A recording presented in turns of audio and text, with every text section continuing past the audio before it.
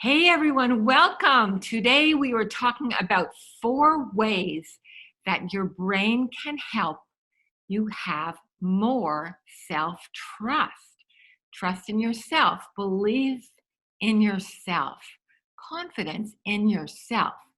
So you can usually tell when people are confident. They project this air of, I've got this.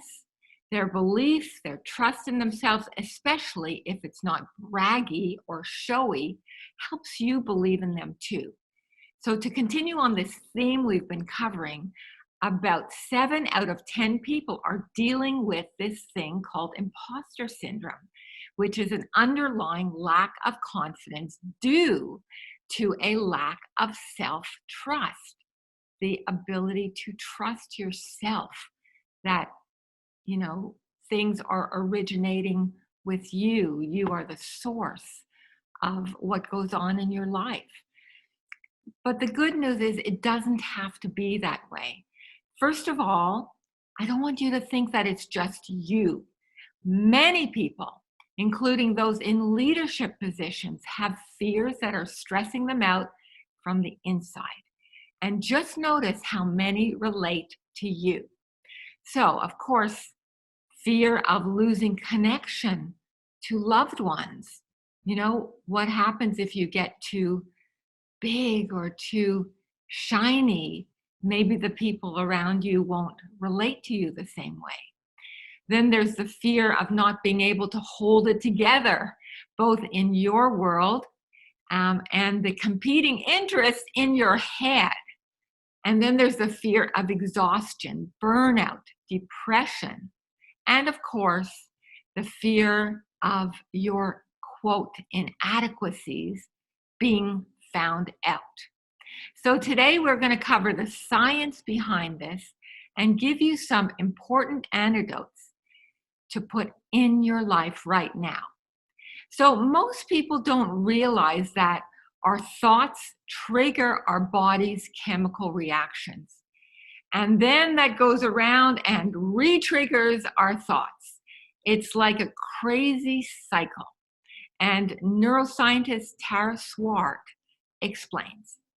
So the anxiety that accompanies the fear of being found out, for example, is associated with a rise in the stress hormone cortisol. And this affects the brain and the body.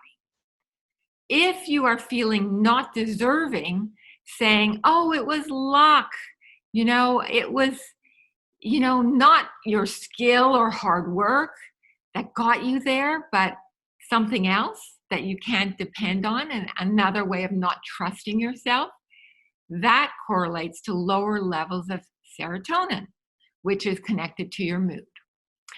And then the incessant worry, which also results in lower levels of dopamine. So when you feel, anxious about not being enough, that also impacts the dopamine. So you'll feel less motivated, less pleasure, and less reward. And then there's testosterone, which helps you take healthy risks. And that's also affected because the lower your confidence, the lower your testosterone. And that's true in both women and men. Some people think it's just a male thing, but it's not. So you can see why these feelings of inadequacy can be self-perpetuating. What is it? You're actually drinking in a chemical soup that amplifies the feelings of fear, of shame, of lack of trust in yourself. There has to be a better way, right?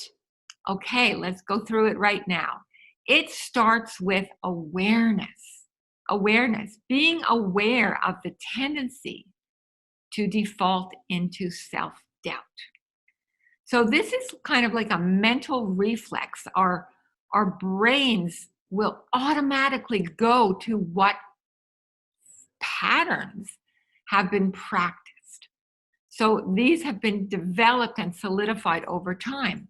So when something new or challenging arises, the tendency is towards self-doubt instead of, open curiosity. What's that all about? Let me investigate. Let me try it.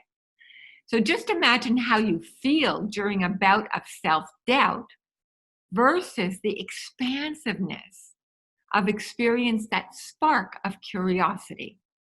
So the good news is that neuroplasticity informs us that we can change our brain by the thoughts we repeatedly practice. So instead of practicing thoughts like, sure, this looks good, but one day the other shoe is going to drop, that's going to happen, and people will see the real me. No pressure, right? Or plenty of people are more qualified, so why even try? We want to interrupt that old pattern and recognize that this is not the essential you. It's a way of thinking that you've taken on automatically. And now you can better see it for what it is. That's awareness. Number 2 is, what are you practicing? So ask yourself, do I want my brain to repeatedly be shaped by I'm not good enough thoughts? Or will I give it another message to practice, like, no harm in trying, or I have worked really hard to get to this place. I recently saw the Taylor Swift documentary, and in it, she had an aha moment regarding all the haters, and she's had a lot, but I'm talking about even the ones inside her own head.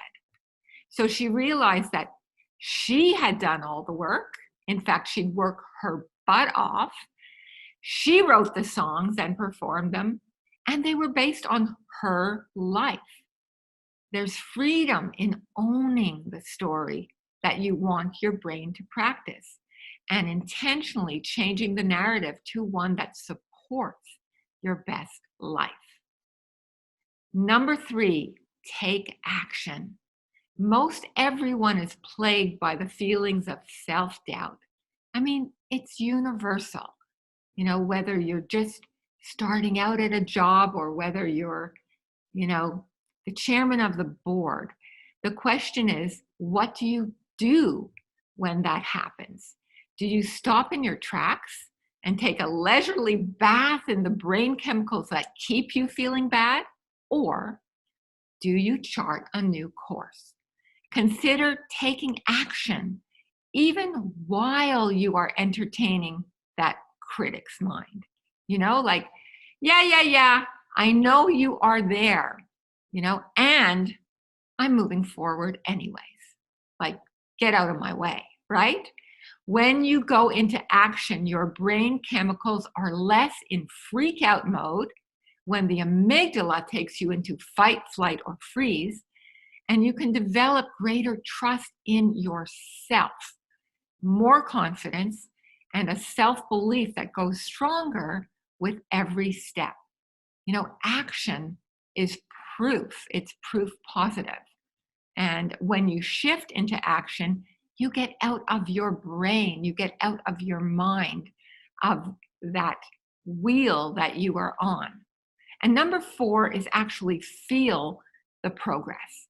So instead of just saying, okay, I'm in action, I guess that feels better, really take in those good feelings that you are generating. It's really important to pause and take it in. And if you can, jot it down to refer to later, because you'll be amazed at how good it feels to know that you are, moving through these passing fears. And you can, when you look at it, let's say in a little notebook later, you'll be amazed at how much you have done. So really, it's a way of realizing who you really are beyond those thoughts, beyond those ruminations, beyond that critic's mind, beyond that imposter syndrome. And then you see the imposter syndrome for what it is. It is an imposter. You are the real deal, and you get close to that. So I want to invite you to share one action that you are willing to take or that you have taken when you feel not enough. Just jot it down in the comments over at the blog, where you can access so much more on these topics and others that will energize your life. That's what this is all about. And because we're on the topic of confidence, I want to share something special with you.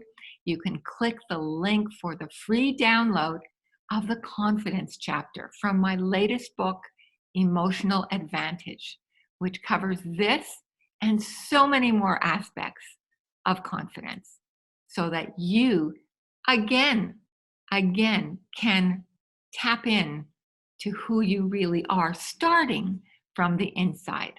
So enjoy. And as always, it is so great to be here with you and sending so much love. Use one of these things, particularly, I would say the awareness piece is super powerful, and taking action. Game changers. And I look forward to seeing you next time. Bye for now.